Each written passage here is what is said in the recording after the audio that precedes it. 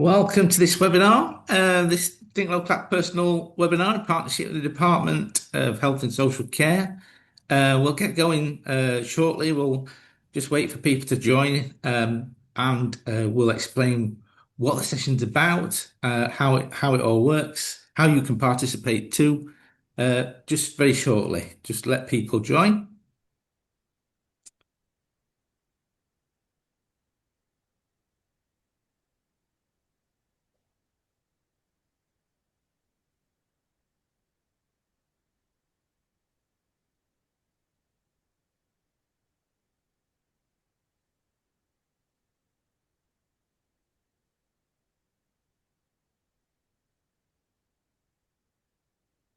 So I think we'll get going if that's all right. It's 12:31. People will carry on joining, but as people take time out of their busy days, just to say again, welcome to this webinar today, the latest in the series of reinvigorating direct payments webinars, responding to some videos and training resources, learning resources that we created with local authorities in the Southwest earlier this year, published them in April, which are all about building practitioner confidence in promoting direct payments.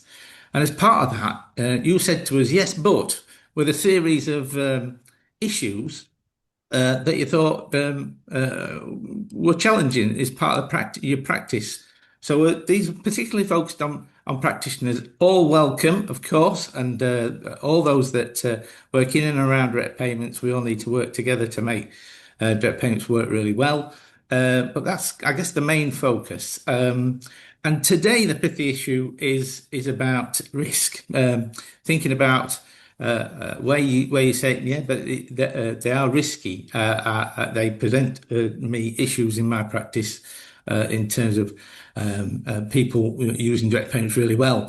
So that's the focus for today. There's going to be some audience participation today. You can participate in the usual way. Please do ask questions. So on Zoom, you should have a taskbar at the bottom. You can interact with the chat through the session with each other. But we would encourage you to ask questions, and you can please use the question and answer facility that's on the Q&A. It says Q&A on the taskbar at the bottom. We will be using, as I say, there'll be some audience participation too later in the session. So we will be using something called Mentimeter. We'll be talking you through that, and there are different ways to be able to use that, either using your phone or you can use your computer. So without further ado, I think we'll get going. Shall we have the first slide, please, Joe? Just a quick introduction in terms of Think Low Clap Personal. We're a partnership of sector bodies, and our reason to be is about promoting personalisation. And we're working with the Department of Health and Social Care to do that, and we do this sort of thing: create webinars, try and point to good and promising practice. Next slide, please. And in doing that, we try and co-produce everything that we do. So Rich is here, Rich Amos from the National Co-Production Advisory Group. And of course, we centre everything that we do with people's experience of drawing on care and support. Can we have the next slide, please? So, as I say, we've got Rich Amos, who's going to be talking to us in a second. And then I'd just like to introduce quickly at this point, Nikki Beaton and Lucy Spears from Devon Council, who's doing some really interesting work in this space. We'll get do a full intro in a little while once Rich is spoken. But they're going to be talking to us about their experiences in terms of how safeguarding issues present for them, thinking about risk and direct payment, particularly around direct payments. So at this point, I think next slide, please, if that's okay. As we usually do, we're going to start. I'm going to hand over to Rich to talk about why this issue is important for people. Absolutely. Thank you for the introduction, Martin, and it's a pleasure to be here today. Um, so to um, just to mention to begin with, um, I was meant to be here with a colleague of mine who is unable to attend. So, through some of my experiences, I've been given permission to share some of their thoughts as well. I really want to touch on how direct payments can ultimately enable choice and control, but living in the reality that we need to put safeguards around an individual first and foremost, and be aware to some of the practices that can ultimately um, ultimately put people in positions. And this is why it's really important to have a conversation like this today to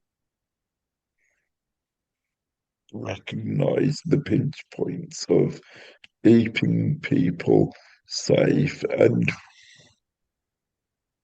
recognizing how altogether we can avoid some of those pitfalls. So I wanted to touch on the experiences of when we think of our direct payments too risky, the pool of people in which we draw upon and advertise from when having a direct payment is how can things be put in place around how people are able to select PAs from.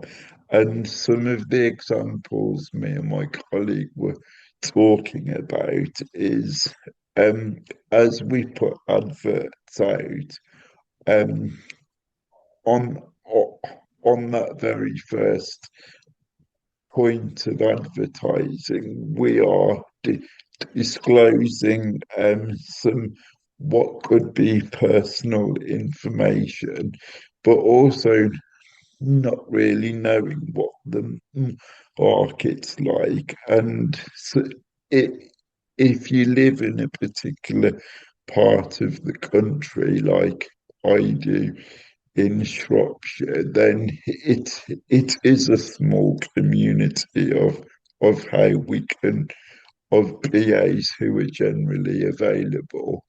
But what's really important is to make sure that those personal assistants who are operating um, are, are genuine and are, are authentic. And some of the examples that my colleague wanted to share is to design a system to safeguard against PAs who'd perhaps done misconduct previously to make sure that they don't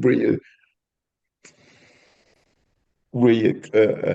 And in the unfortunate circumstances where an individual has been a victim of that, to make sure that for future direct payment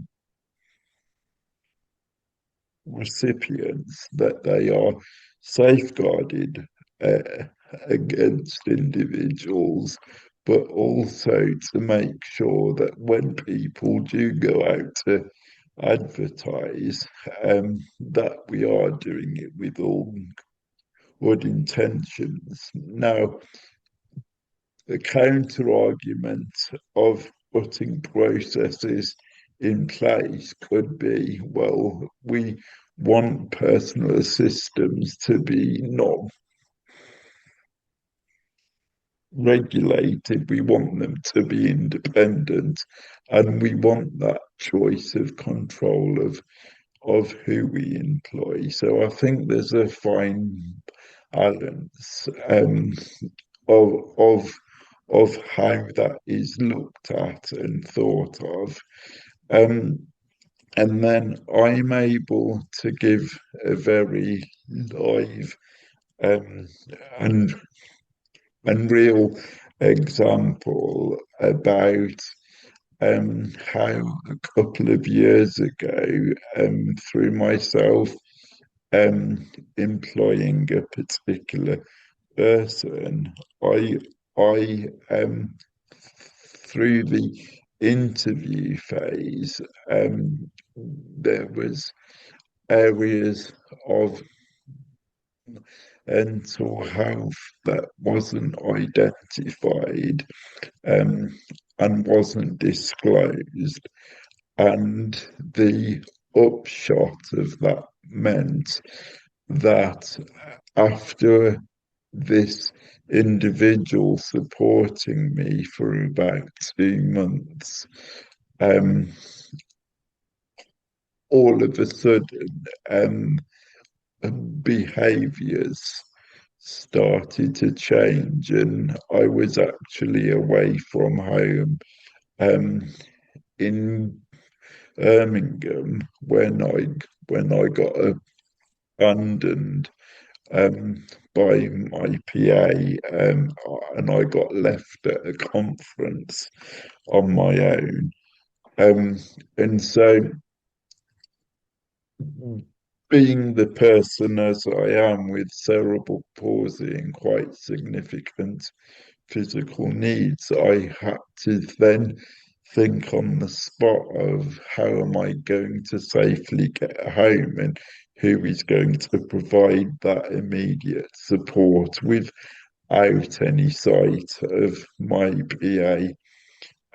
So I contacted my local authority, whilst always then trying to put in a contingency plan of who would support me in the next few days and weeks. And this just shows an example of some of the skills in which direct payment recipients need to have in terms of organising and planning things, especially at that short notice. But it's also a, a direct payment also needs to offer a safety net as well. So another example I'm able to give that I've now got a team of 3 PAs, and none of them live local to me. So I've had to put a contingency plan in where on the swap days with my PAs, I'm able to draw on an agency service who stay with me for a couple of hours, and are just able to offer a window of support whilst my outgoing and incoming PAs arrive, just due to the nature of travelling um, on the motorway and things like that, they can often get held up. And so for me, those are two very things that have made my life a lot easier, and a lot smoother when using a direct payment, and being able to combine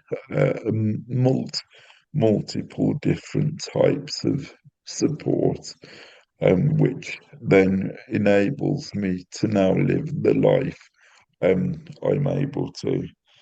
Um, I hope those examples have been useful, and I'll be around for the rest of the presentation and part of the question and answer session later.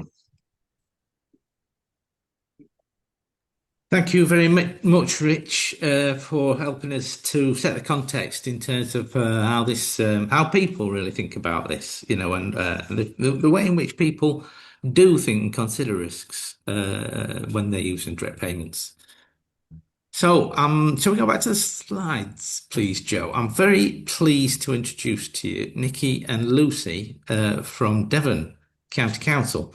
When we were thinking about this series, it's kind of got a serendipitous moment, really. Lucy approached me to say they were doing some work with safeguarding colleagues and a network of colleagues in the Southwest um, around issues, safeguarding issues that were presenting, specifically around direct payment cases, and that felt like a real sort of that sounds really interesting. So, really pleased to introduce you to uh, Lucy and Nikki today, and they'll be explaining. They'll be taking over from here, talking about the work they've been doing, the thinking that they've been doing, and posing you some questions. Over to you, Lucy. Oh, it's me, actually. Thank you, Martin. I'm delighted to have the opportunity to speak with you all today. If I could have the next slide, please. Lovely. So my role within Devon County Council is Safeguarding Adult Practice Lead, where I support our integrated adult social care teams with all aspects of safeguarding practice. As a social worker myself, I fully appreciate the vital role that direct payments play in enabling adults to take ownership of their care planning, choosing how and when they receive support, and ultimately enhancing independence and autonomy. Direct payments empower individuals to have a greater control over their care and support, and this can often act as a preventative measure. This approach aligns closely with the Adult Safeguarding Framework, where empowerment and prevention are two of the 6 key principles. However, it is essential that local authorities implement robust policies and procedures to protect individuals' rights and safeguard their well-being when using direct payments. This includes ensuring that arrangements do not compromise safety and that care and support plans adequately address health and safety needs. Next slide, please.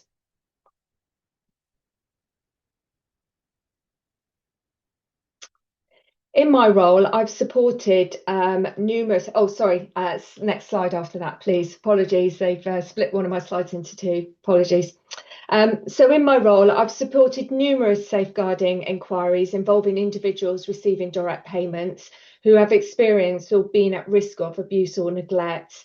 These cases often raise important questions about the administration and oversight of direct payments, particularly in relation to safety and well-being.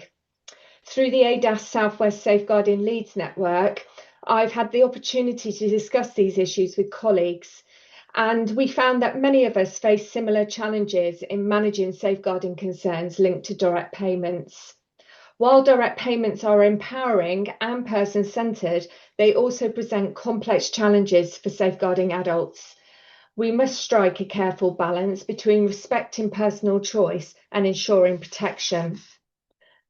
Further discussions with my colleague Lucy Spires highlighted that work was already underway in Devon to strengthen processes around direct payments, the role of personal assistants and micro providers, and how these processes supported safeguarding.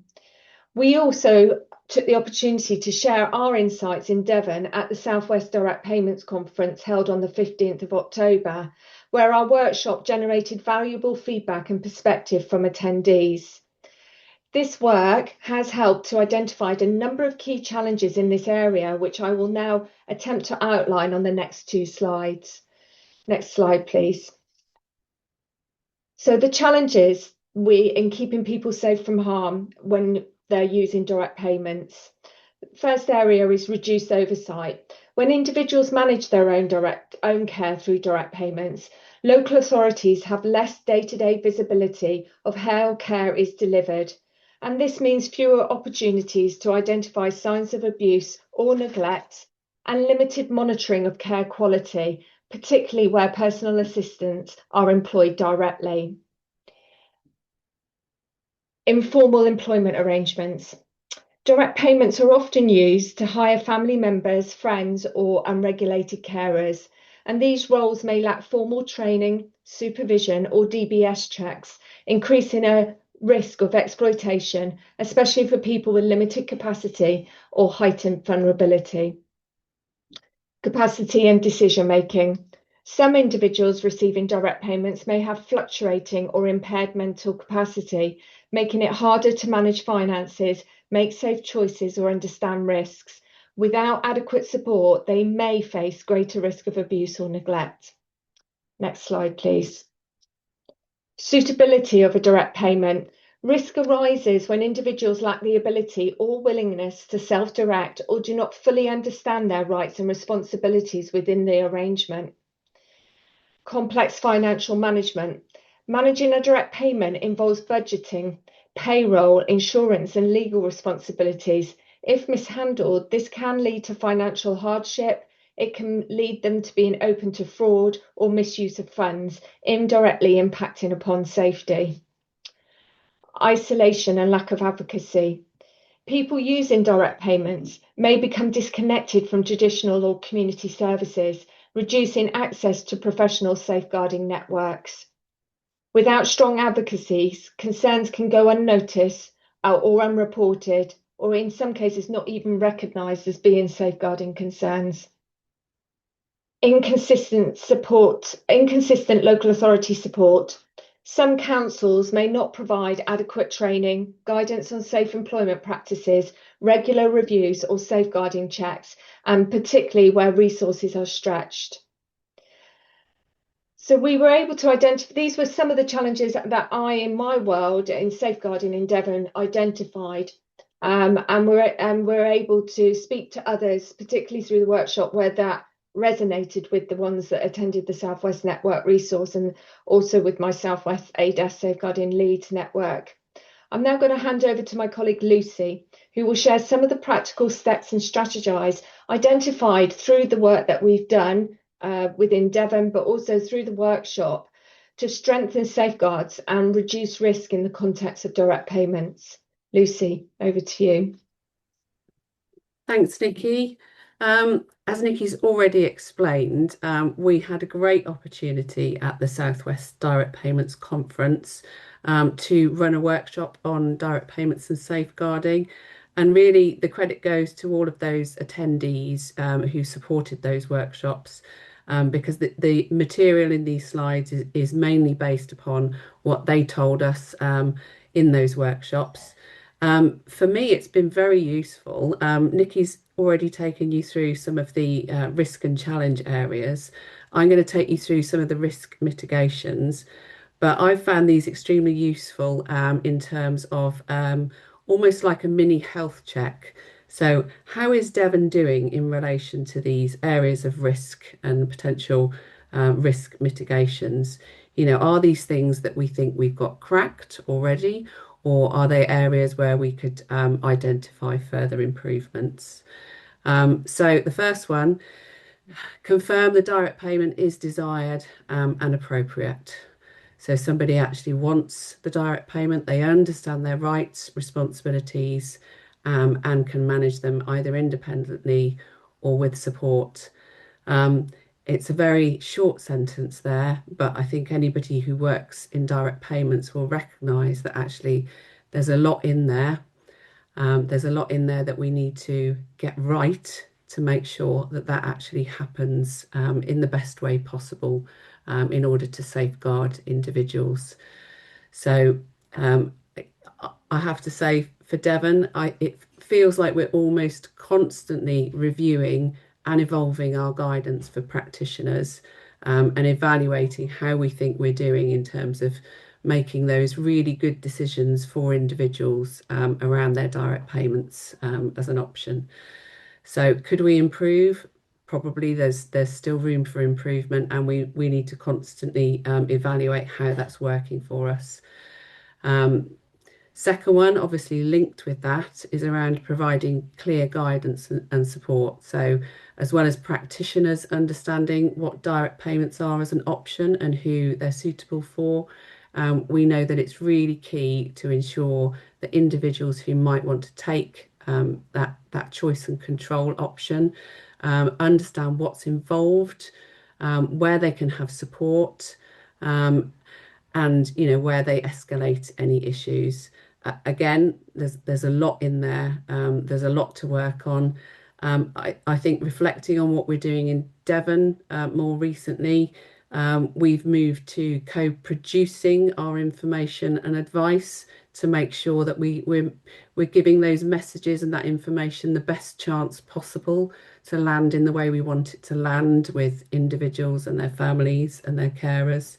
We're doing that co-production with our carers partnership and our Learning Disability Partnership Board as well. So hopefully that work will be fruitful. Number 3, strengthening oversight without limiting autonomy. Again, sounds simple, but really looking for a good balance between oversight, but still allowing choice and control. Constant work in progress for us. I think latterly we've identified opportunities in our financial monitoring process where we could gain insight. It's definitely an opportunity for us to gain that insight around risk in a more meaningful way without necessarily being too heavy-handed. We use risk profiling tools in relation to other areas of business. I think there's scope to look at that more closely for direct payments. And then lastly on this slide, thanks to Rich earlier for that really excellent example of when recruitment and employment practices are really essential in protecting individuals. I think there's another tension here, another area where we're trying to strike a really important balance between what is good practice and what is recommended, but still allowing people the autonomy to decide for themselves how much information they want to ask and get as part of that process of employment.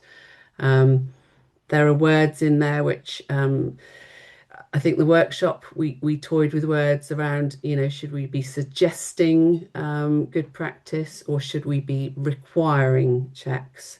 And those two scenarios are very different in terms of how much choice and control people then have. So there's definitely more work in there to continue to make sure that balance is struck. Next slide, please. So assessing support and capacity, obviously really important, but also a tricky thing to do.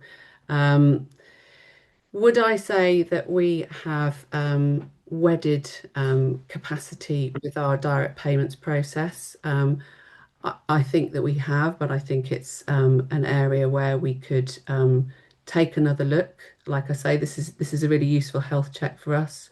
Look at those links and look at that information that we provide to practitioners and see if there's room for improvement. For me, equally with advocacy and peer support, I know we've got a great advocacy contract. Do I feel that it's integral to the direct payments process? Probably, again, we could look at that and see if we could improve on that. And peer support networks is not something that we've looked at in Devon yet, to my knowledge. So where direct payment users could share experiences themselves and get peer support, again, that might be another protective factor, something that we could encourage or develop. And then embedding safeguarding in the direct payments process. Again, it's part of the process. Could we strengthen that? Could we improve on that? Could we integrate safeguarding protocols more fully? Probably that's another area where we could take a look and see if we could be even more robust. And then lastly, this is the area that I feel most comfortable in. As a market manager and a risk manager, I'm used to using risk profiling tools to look at marketplaces. I think this kind of approach could lend itself very nicely to direct payments.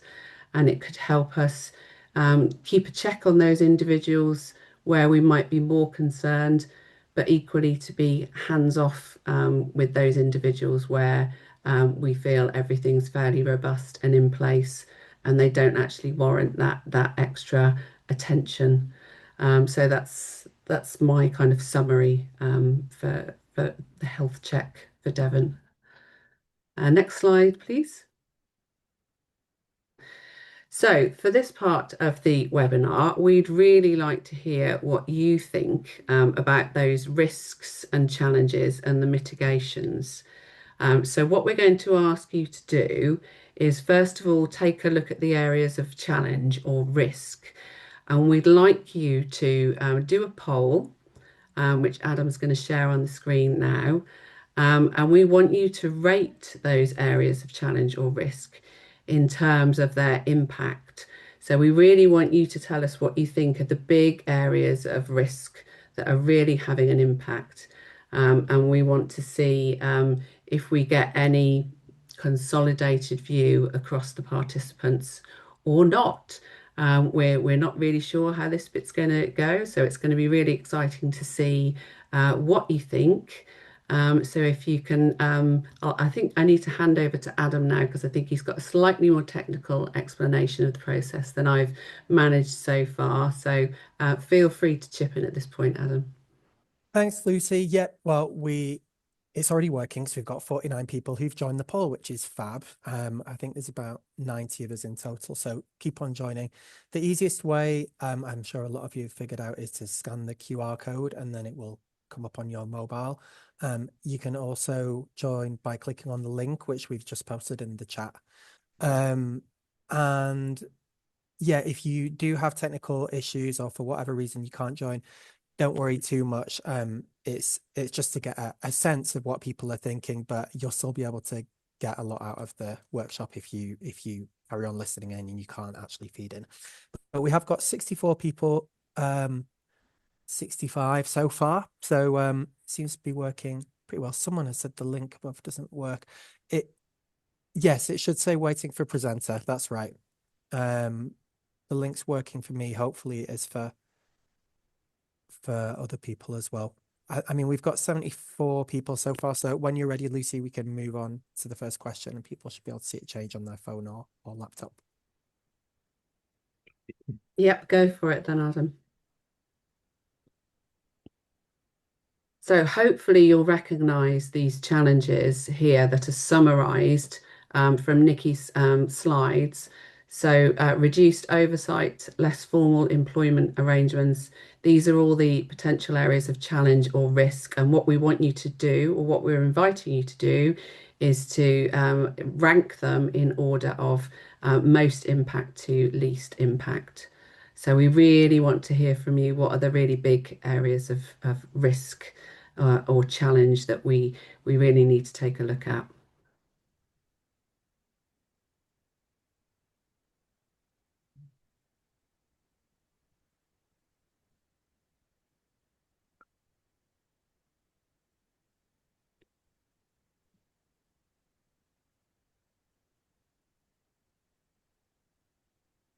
That's great. We can see people responding. There's a number on the bottom right hand of the screen to show that people are getting the poll to work for them. That's fabulous. So those numbers are racking up.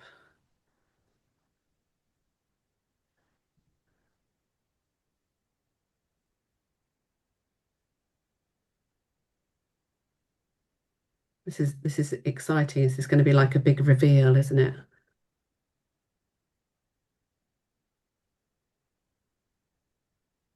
I think we're going to hold on to the last minute to show where the strength of feeling is going on this question.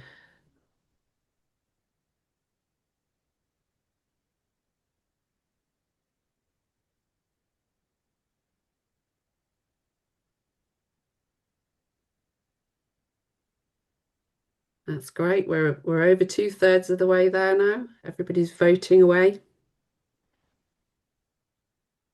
I do feel like we need a slight musical interlude here, though, Martin. I don't know about you. Bit of Christmas music or something. So here it is. Merry Oh, Christmas. thanks for that.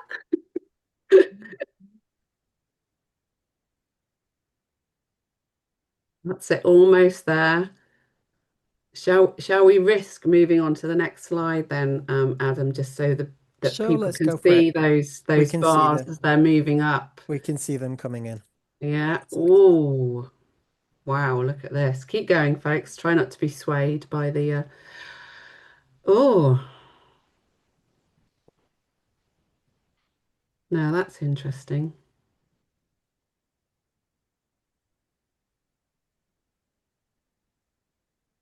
So we're just waiting for the last few to come in there.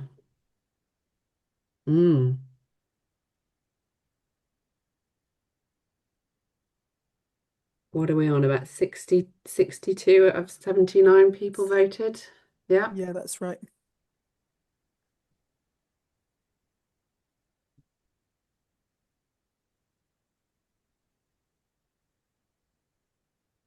Almost there, folks. All right, so somebody has put in a request that we read out the results. Do we think we've got there with everybody having voted, so that we can read them out?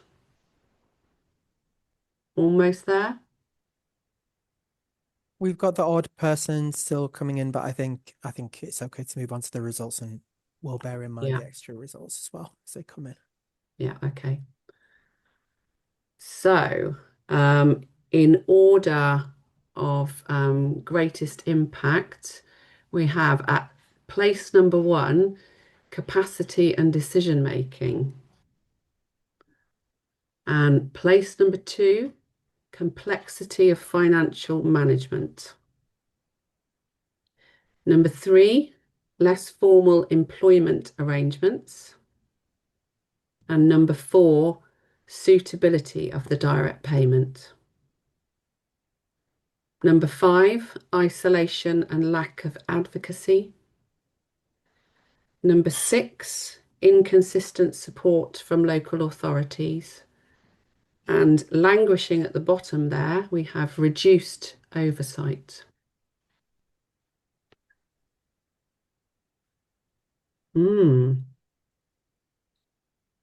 So any surprises there in the order of things? I tell you what message it's giving me, I have to say, and that is about individual choice and control is kind of paramount there. So as long as somebody's got the capacity, then really we should be moving out of the way and letting them do what they're capable of doing.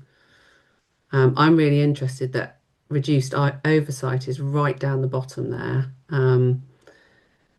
In that, the sense I get is that people are saying that's not as important. And as long as people have got capacity and they're able to decide for themselves, yeah, we should be being less involved. I don't know if anybody else has any comments or views on the order that those are coming up. I just wondered if I might if it's okay, Nikki, just put you on the spot and see whether that sort of echoes what you see coming through in terms of your practice. So if you wanted to talk about my experience of safeguarding concerns that progress to inquiries, it's normally the top 4 are normally the areas that we see coming through. So first of all, the person's capacity to manage their own direct payments. Sometimes we have a direct payment and we have to question how that person has been given their direct payment, because we have information to suggest they've lacked capacity and have done for a long time. So there's a question over the practice of our professional staff in that. So that plays itself out in safeguarding adult inquiries. The complexity of financial management also plays out, particularly if we're dealing with allegations of financial abuse for that person. and the managing of that direct payment, and maybe with all good faith handing that over to their PA, and how that works through. The less formal employment arrangements is a particular sticky area that we have come up against numerous times within safeguarding adult inquiries. Who's responsible for dealing with the person employed under direct payments? Who's responsible for seeing that through to the end, especially if where harm has been alleged and we have, on the balance of probabilities, can determine that harm has actually occurred. So yeah. Thanks, Nikki. Shall we move on, Lucy? Yeah, I was going to say any other offers on a kind of commentary of those results, but if not, yes, let's move on and have a look at the next poll. So, what we'd like you to take a look at this time is the flip side of that first poll. So we looked at the risks or the challenges. This time we'd ask you to look at the list of mitigations that we've run through, and again state your view in terms of which of those you feel has the greatest impact. So hopefully again you'll be able to follow the QR code or type that in, and it should take you through to another poll. That's right. Just to say, Lucy, Yeah. if you still got the poll open from last time, you don't have to do anything. But we've just shared it there in case you've closed the window or whatever. You can go back. So we'll move on to the question now. Yeah. Great. So I'm going to presume that we need to read these out again because we've had this request. So to start with, which mitigation would you rate the highest? So is that going to be confirming that the direct payment is an appropriate choice, providing clear guidance and support, strengthening oversight without limiting autonomy, promoting safe recruitment and employment practices, assessing support and capacity, encouraging advocacy and peer support, embedding safeguarding in the direct payment process, or using data to identify risk? So hopefully we've got some people moving through and ranking those in order of impact. Yes, we could see that happening again. I think there's a request for the Menti code again there, Adam, if that's okay.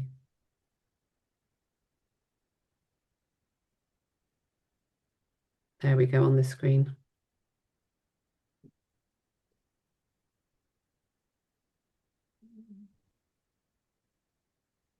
Okay, looks like everybody's going well on that one.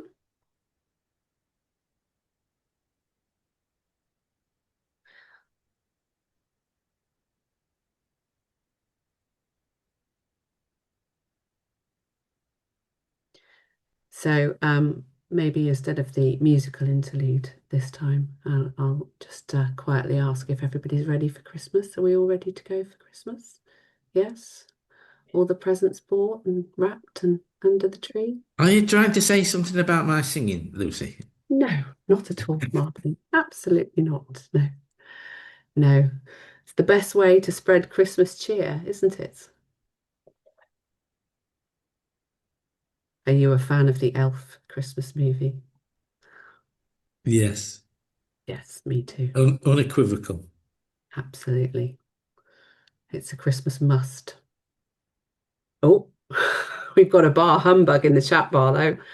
Steady on.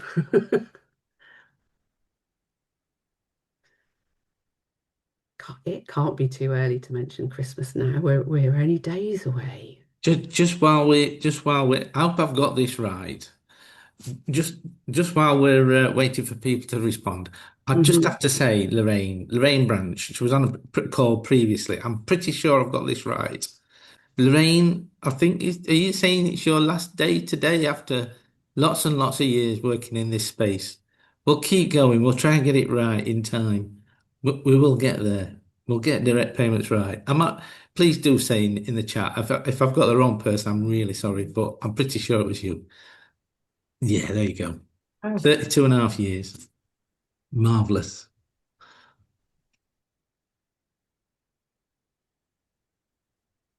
This is where I get to say, Lorraine, thank you for your service. I don't think we regard it so much as civil service or public service anymore, but I do. I'm a bit traditional in that sense. So I'm going to say thank you for your service in that case. 32 and a half years. Wishing you all the luck, definitely.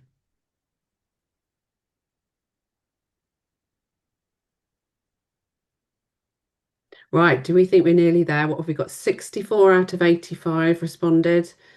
Come on, Adam. Let's chance Let's a do little the reveal. scores on the doors. Ooh, okay. I have to say the last one was pretty close. I wasn't getting a sense that people were voting very differently, but this one's is a little bit more of a split in the pack, isn't there? Okay. A few more to go.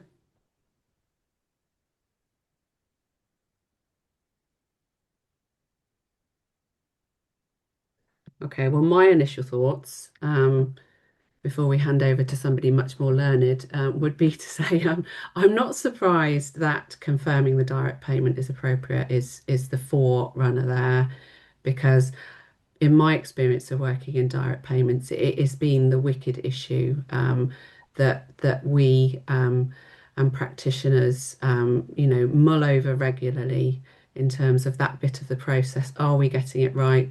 Are we getting it right for people? Are we making sure that they've got as good a start as possible? So, from a personal point of view, I'm not surprised and I'm pleased to see that one at the front of the pack. However, I am sad to see using data to identify risk at the bottom of the pack there, I have to say. I'm a big fan of a risk profiling tool, and I think there's much more opportunity to use that kind of approach in direct payments. And for me, that would mean that we are able to identify and support those who really need it, but we wouldn't need to interfere for those where we're more certain and more assured that they've got things under control for themselves. So I'm sad to see that one at the bottom of the pack, but there we go. Any more comments from the panel there? No, I think for the person who was visually impaired, I think we were just going to go through them. Oh, That yes. list. Yeah, Yeah. I can do that now if we think we're ready. Yeah. Yeah, scores on the doors are in. Okay, so in order of impact, at the top we have confirming the direct payment is appropriate.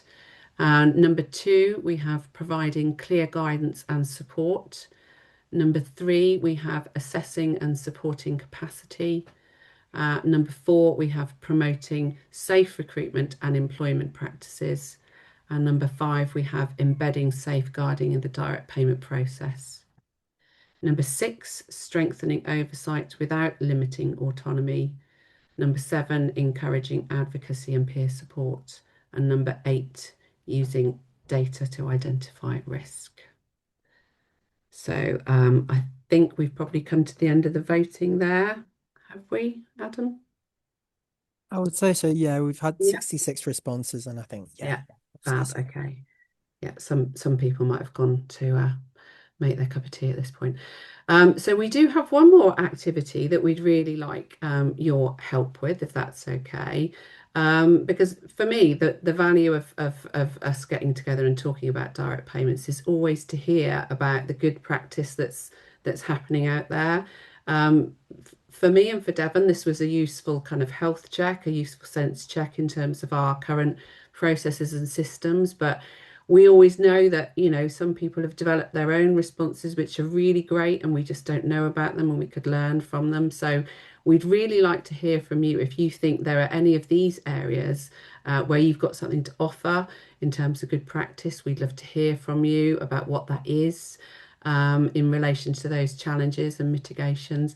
And if you're really brave and you're really happy to, we'd really love you to put your name and your email on, because we might, or somebody else might want to get in touch and say, hey, I heard about what you're doing. We're looking at that too. And that's the value of this kind of thing quite often. So hopefully now you should be able to get through to the whiteboard. Is that right, Adam? Yep, that's right. It should be working now. Fab. Okay. I haven't had anyone answer yet, but So is anybody going to be brave and say they've got a really good advocacy service, or actually they're already using a risk profiling tool? I would be glad to hear about that. That would be fab. It sounds like the subject of another webinar, Lucy. Tell us about a risk profiling Risk tools. Sounds profiling. interesting. Yeah, anyway. Yeah.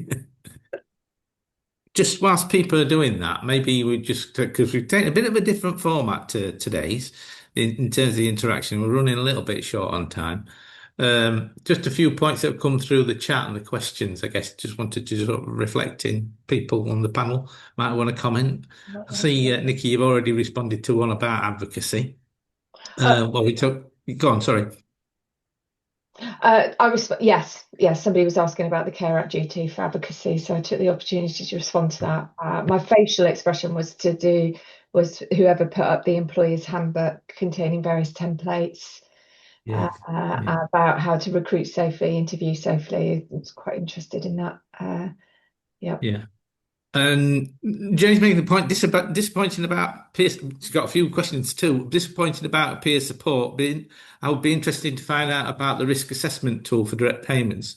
And so I would reflect in maybe there's a disconnect here because there are definitely some really strong examples of people helping people around employment practices, and we have seen disinvestment in sort of disabled people led and peer led support for that over time. I'm just kind of thinking about Being the Boss is one really good example, and people can access that themselves. I can see Rich, you're nodding away, and maybe you've got a view about this, Rich, but maybe there's a disconnect between councils knowing that stuff's available and helping people find it, and great people who are doing that who would love to do more of it.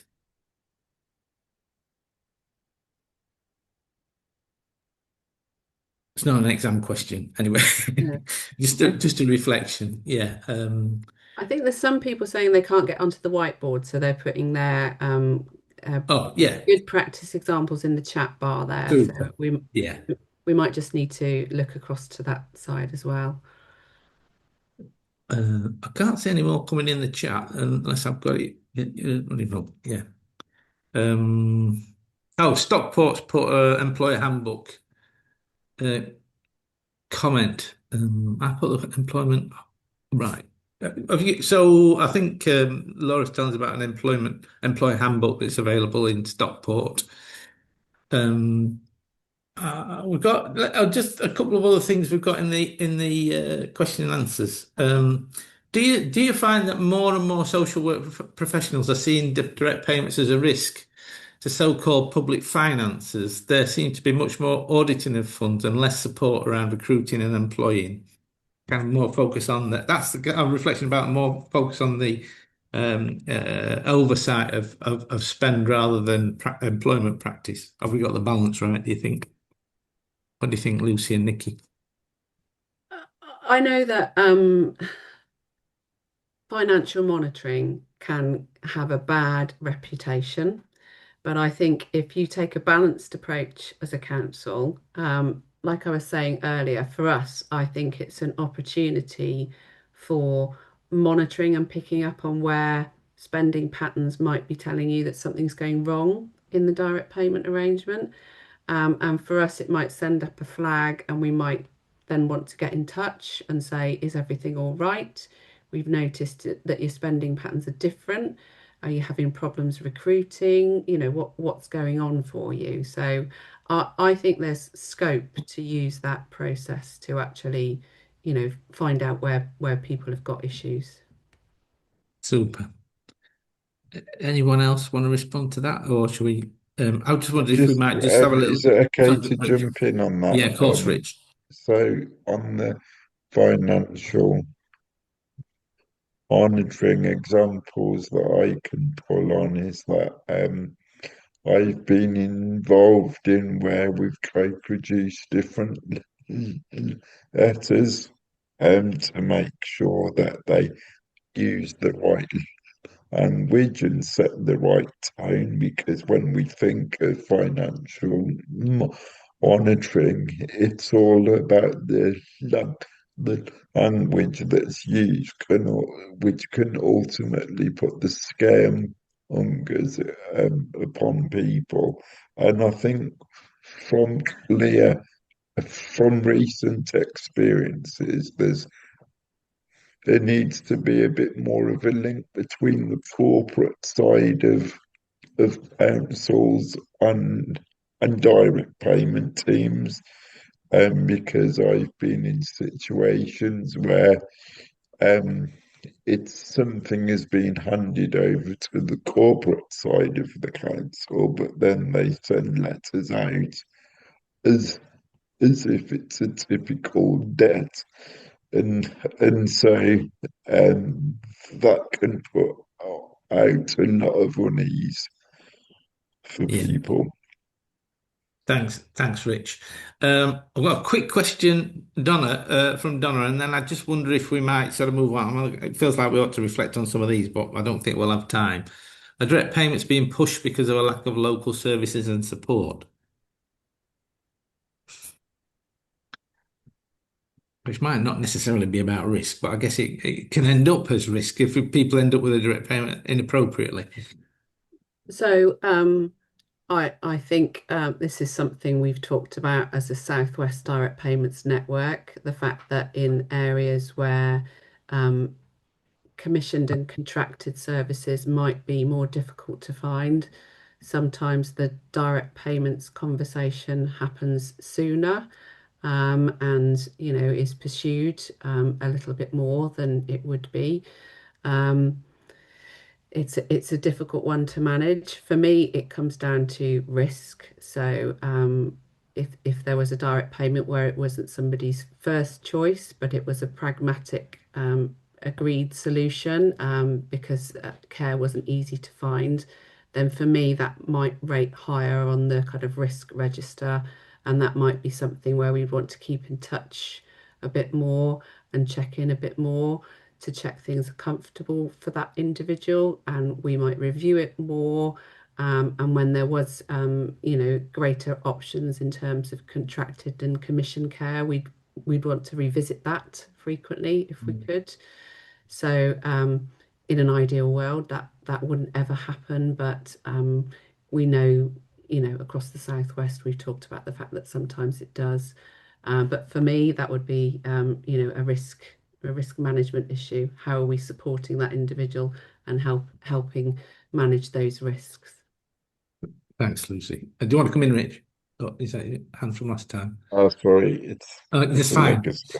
So we've got a couple of minutes, so we're going to need to wrap up. A lot of information here today, and I think we kind of knew this. We were starting out with this subject, and we were sort of we thought it was a subject we ought to get into. I don't think we've got all the answers at all, and I think it'd be interesting to see what Nikki and maybe Emma have got reflections about in terms of what should we do next with what we've heard today from practitioners and people. Lots of rich information there. I'm happy to jump in, Martin. So as many people hopefully already know, the department is one of the key priorities is reinvigorating direct payments. And so I think everything we've gathered here today, especially that very last slide on this, it's so clear there is so many good examples of best practice across the country, and there may be many, many avenues that can be opened up to kind of share that to, there's no point, especially in a climate of financial uncertainty or local authorities not having enough money. If there's anything we can share, that would be brilliant. So I think everything we've gathered today, I think, is really valuable to us, and it keeps shaping our understanding of what good looks like, what the realistic problems on the ground are. So I've probably said this many times in webinars, but the insights really do directly strengthen the work we're doing and we're looking to do with local authorities, TLAP, and other sector partners, to kind of go back to that core message of what good looks like, what good direct payment use looks like. And I think it's also key from the Mentimeter when it showed what the different challenges are. It also demonstrates that different areas have different challenges and different problems. So there isn't kind of a one size solution that fits all. So all just really incredible insights for us to take away. Super. Nikki, do you want to say anything in terms of what sort of focus on what I you might do in the Southwest Network? Well, my colleagues in the South Network were keen to find out what I might be bringing back out because we're all grappling with the same issue. We haven't quite got to the bottom of some of the answers to the very difficult issues we face within an adult safeguarding framework. Some of the examples which I gave at the workshop that we held in the Southwest, which I know, Martin, you were part of. I think I just want to reflect, because I know this is a national webinar with lots of people on it, that I work at a critical end in the local authorities' work, and that's adult safeguarding. So I see and hear stuff which isn't very nice, and it's always at that critical end. I am not suggesting in any way that direct payments are not helpful, useful, and should be used and promoted more widely, and cannot be used. That's not my purpose here. My purpose to speak to you, or the invitation to come and speak to you, is just to think about, when things do go wrong, when things aren't quite working right, and it's in safeguarding.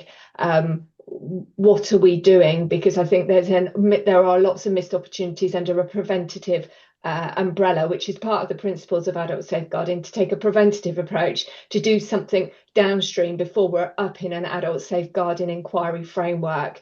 And I do strongly believe that I think there's more that can be done in this work under direct payments to ensure that people are receiving them, are using them wisely, are using them to support themselves, and they are empowering, but they're not being subject or opened up to abuse or exploitation, which is the world I sit in, day out. Absolutely. Thank you very much, Nikki. Thank you all the panelists for today's webinar. I think we're going to have to race to an end. We've got some more slides promoting the videos. Practitioners, those videos are still there, and the resource on TLAC's website will be running. We'll just quickly run through them. Jojo will be reflecting, I guess, on the webinar series we've run so far. We're going to run another 3 webinars, January, February, March next year. We're having to think about the material, the content, the focus for those webinars just now. We think the one in January, we're going to focus on how to improve uptake of direct payments by global majority individuals. Will be the focus of the one in January. We haven't quite settled on the last 2. So we'll see you all in the new year. Have a lovely Christmas and a happy new year. Thank you. Thank you, everyone.